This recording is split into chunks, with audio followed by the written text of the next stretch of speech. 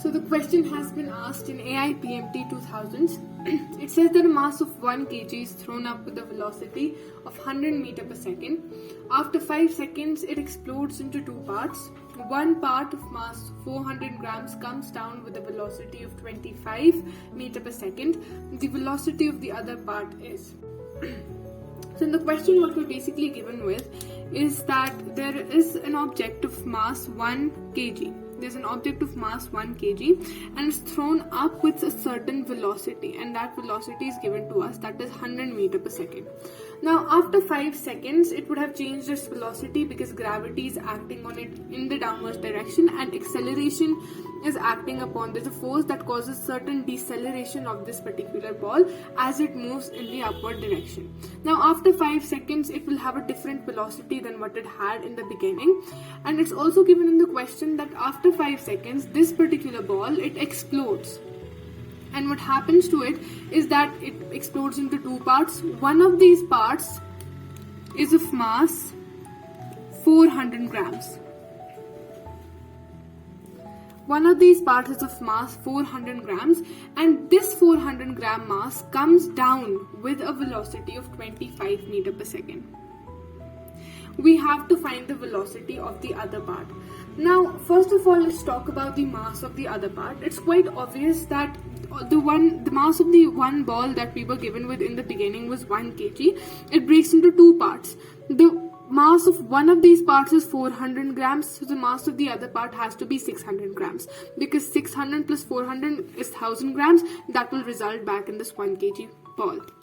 So the mass of the other part of this particular object of this particular mass has to be 600 grams. So what we have to find out is that we have to find out the velocity of the 600 gram mass that has arisen out of the explosion of this 1 kg mass that we were given in the beginning. Now, as I already said that initially the ball had a velocity, or the mass had a velocity of 100 meter per second. But after 5 seconds, since it's going under the force of gravity, since it's being acted upon by the force of gravity, it's going to decelerate as it's moving upwards. So after 5 seconds, its velocity is going to be different than what it was initially. So we'll first find its velocity at 5 seconds. So it's going to be v, we're going to use v equals u plus at. Since it's acted upon by a constant acceleration, we can use equations of motion. U, initially this mass, it was released, it was thrown up with a velocity of 100 meter per second. So 100 minus, because gravity is acting in the downward direction, and that's why it's going to lead to its deceleration. So 10 into time that is given to us, that is 5 seconds. And 5 seconds, after 5 seconds, what will be its final velocity? Now, what we're going to do here is that we're going to solve it. It's going to be 100 minus 50, and we're going to have 50 meter per second square. That's going to be the velocity of this mass of 1 kg after 5 seconds. Now, using the conservation of momentum, law of conservation of momentum, what we get is the velocity of this part, the momentum of this part, mass into velocity of this ball or of this mass as a whole, is going to be equal to the individual momenta of its two particles. So what does the law of conservation of mass say? It says that before a specific collision or explosion or reaction, the momentum of the entire system is going to be equal to the momentum of the system after collision or after explosion.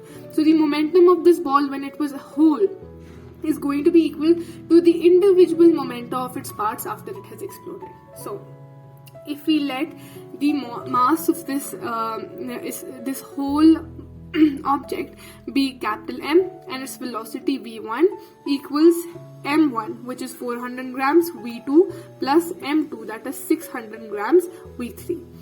So mass of this ball or mass of this object initially when it was released, when it had not exploded, was 1 kg, and the velocity of the ball is given to be 50 meter per second at the time it had exploded. At the time just before it had exploded, at that particular point of time, its velocity was 50 meter per second.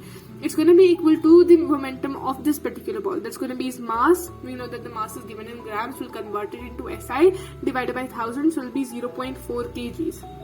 0.4 multiplied by its velocity. We're already given with that one of these parts of mass 400 grams comes down with a velocity of 25 meter per second.